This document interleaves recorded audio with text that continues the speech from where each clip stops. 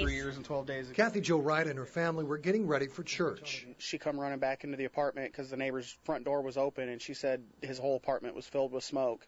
So I rushed out and tried to go into his apartment. I didn't even make it into the kitchen before the smoke overwhelmed me, and I had to crawl on the floor out. The Wrights say firefighters and paramedics got there quickly, but it was already too late for a 70-year-old man they'd come to care for.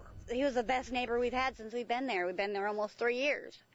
He was real good with the kids. He was sweet. The Wrights say Watts was working on a book about his life that he'd read to them from time to time. He didn't have much mobility, but he'd sit there and throw a ball to my 9-year-old son or my 11-year-old daughter, and they'd throw it back, and they just adored him. You know, being as he didn't have much mobility, he'd pay him $1 a week to take his garbage out and bring him his mail. The Wrights say a few days ago, Watts told them he'd be moving nearby to a home he'd find easier to get in and out of.